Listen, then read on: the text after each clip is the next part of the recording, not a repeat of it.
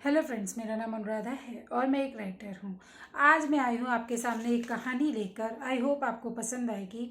ये माता पार्वती और भगवान शिव जी के विवाह की कहानी है। ये कैसे होता है, कैसे संपन्न होता है, इस पर मैंने कुछ लिखने की कोशिश की है। आई होप आपको पसंद आएगा। ये सारी बातें मैंने पौराणिक कथाओं से पढ़ी है, जो मैंने एक जगह इकट्ठा करके आपको सुना रही हूँ। आई होप आप पसंद करेंगे इसे। तो मैं शुरू करती हूँ। कथा के अनुसार जब दक्ष प्रजापति ने अपने घर में यज्ञ किया तो उन्होंने माता सती और भगवान शिव जी को आमंत्रित नहीं किया, जिसके कारण माता सती को बहुत क्षोभ हुआ और वो अपने पति भगवान शिव जी का तिरस्कार सहन नहीं कर पाए और यज्ञ की अग्नि में कूदकर अपने प्राण त्याग दिए।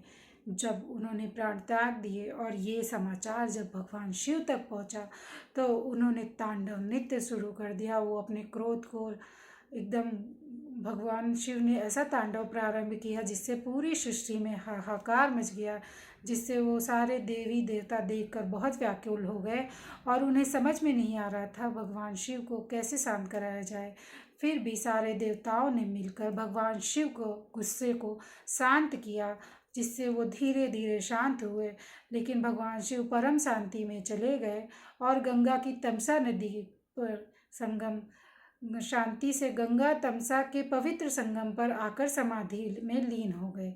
माता सती की मृत्यु के बाद भगवान शिव समस्त संसार को त्याग देते हैं। उनके वैरागी होने से संसार में कुछ भी सही तरीके से नहीं चल रहा था, क्योंकि भगवान शिव वैरागी हो चुके थे। दूसरी तरफ क्या हो रहा था?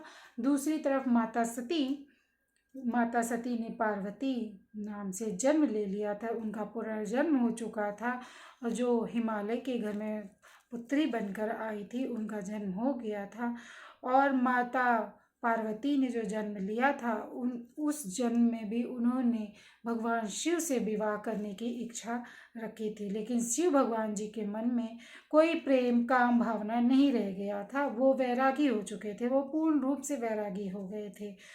जब सारे देवताओं को या विष्णु भगवान को सबको यह पता चला कि भगवान शिव वैरागी हो चुके हैं और माता पार्वती उनसे विवाह करने की इच्छा रखती हैं, तो सब ने मिलकर कामदेव को उनके पास जाते हैं, कामदेव के पास जाते हैं और उनसे आग्रह निवेदन करते हैं कि आप भगवान भोलेनाथ को मनाएं विवाह करने के लिए। तो फिर कामदेव को ये लगता है कि ये तो मेरी नैतिक जिम्मेदारी लगती है, मुझे भगवान भोलेनाथ को मनाने का प्रयास करना चाहिए। तो वो काफ़ी मनाने के बाद मानते हैं। उनको बहुत डर लगता है, क्योंकि भगवान भोलेनाथ के गुस्से से जब उनकी तीसरी आँख खुलती है तो राक्षस असुर ये सब क्या, देवी देवता भी डरते हैं। भगवान का क्रोध इतना अधिक है कि मैं क्या ही बताऊँ। तो वो कामदेव बड़ी मनाने की विनती के बाद तैयार होते हैं। फिर जब वो जाते हैं भगवान शिव की तपस्या जहाँ कर रहे होते हैं उनके सामने रति के साथ नृत्य करते हैं, काफ़ी देर तक मनाते हैं, गीत संगीत सब कुछ चलता है, लेकिन भगवान अपना नेत्र नहीं खोलते हैं। तो कामदेव के पास कोई उपचार नहीं रह जाता। फिर वह अपने बाण को निकालते हैं, काम के बाण को। तो इस पर मैं कुछ कहना, छाड़े विषम विशिख उर लागे, छूटे समाधि शंभु तब जागे, भयो ईश मन क्षोभ विशेषी, नयन उघारी सकल दिशि देखी। तब उनकी समाधि टूट जाती है। जब कामदेव उन पर बाण चढ़ाते हैं भगवान शिव पर, तब उनकी समाधि टूट जाती है और वे जाग जाते हैं। शिव जी के जागने पर उनके अंदर बहुत सारा क्रोध आता है। उन्होंने आंखें खोलकर सब ओर देखा, कि उनके ऊपर बाण किसने चलाया है।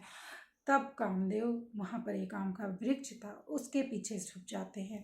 सौरभ पल्लव मदनु बिलोका, भय कोपि काप्य उत्तरलोका, तब शिवती सर नयन उघारा, चितवत काम भयो जरी छारा। तब भगवान शिव ने तीसरी आँख खोलती है और आम के पत्ते के पीछे छुपे हुए कामदेव जलकर भस्म हो जाते हैं। तीनों लोक में खलबली मच जाती है, कामदेव भस्म हो जाते हैं। इस पे हाहाकार मच जाती है।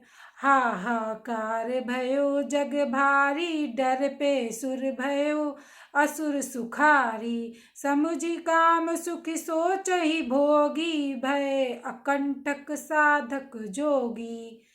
चारों तरफ हाहाकार मच जाता है और असुर बहुत प्रसन्न हो जाते हैं और देवता देवता बहुत दुखी हो जाते हैं, साधक लोग बहुत दुखी हो जाते हैं। उनको समझ में नहीं आता होता है कि अब हम क्या करें। फिर इसके बाद जब शिव जी को थोड़ी देर बाद उनका गुस्सा शांत होता है, रति उनके आगे काफ़ी विलाप करती हैं कि कामदेव की इसमें कोई गलती नहीं है, ये तो माता पार्वती आपसे प्रेम करती हैं, उनको विवाह करवाने के लिए सारे देवताओं ने हमसे आग्रह किया था, तब हमने ये कार्य किया है। तब जाकर शिव भगवान परम भोलेनाथ शिव भगवान ने रति को यह वरदान दिया कि कामदेव जीवित हो जाएंगे। तो अशरीर कामदेव वहाँ पर जीवित हो जाते हैं। और फिर उसके बाद माता पार्वती हिमालय के घर में बड़ी होती रहती हैं।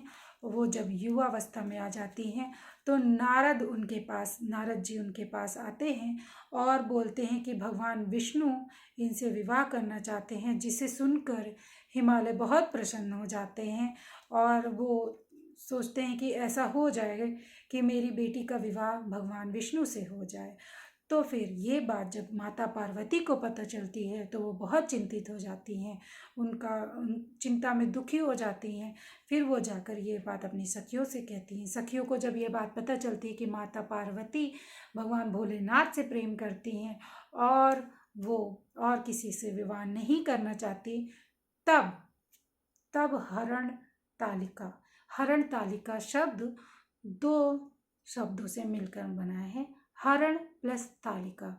हरण का मतलब होता है किसी को हर लेना, बिना बताए कहीं से उठाकर ले जाना। और तालिका का मतलब होता है सखी, जो पार्वती जी की सखियां थी। तो यहाँ पर पार्वती जी की सखियां उनकी मदद करना चाहती थी, इसलिए वो उनके महल से उन्हें छुपा कर बिना किसी को बताए वहाँ से ले जाती हैं और घने घोर जंगल में ले जाती हैं और एक गुफा में उनको रख देती हैं, जहाँ पार्वती माता एक रेत का शिवलिंग बनाती हैं, जिससे वो पूजा करती हैं। और ये तपस्या बहुत दिनों तक चलती है। 107 वर्षों तक माता पार्वती भगवान भोलेनाथ की तपस्या करती हैं, जिसके बाद 108वें जन्म में आकर भगवान भोलेनाथ उनसे प्रसन्न होते हैं और उन्हें आशीर्वाद देते हैं कि मैं तुम्हें अर्धांगिनी रूप में स्वीकार करता हूँ, मैं तुम्हें अर्धांगिनी रूप में स्वीकार करता हूँ और मैं तुमसे विवाह करूँगा। तो तब जाकर उनका विवाह संपन्न होता है और माता पार्वती का व्रत सफल होता है। इस व्रत को इसलिए मान्यता प्राप्त है कि मन चाहे वर को प्राप्त करने के लिए युवतियाँ इस व्रत को करती हैं, जो कि बहुत कठोर होता है। जो भी इस व्रत को करता है वो उसकी मनोकामना ज़रूर पूरी होती है और उसे मनचाहा वर प्राप्त होता है। तो ये कहानी थी हरण तालिका की, जो मैंने अपने शब्दों में आपको बताने की कोशिश की है।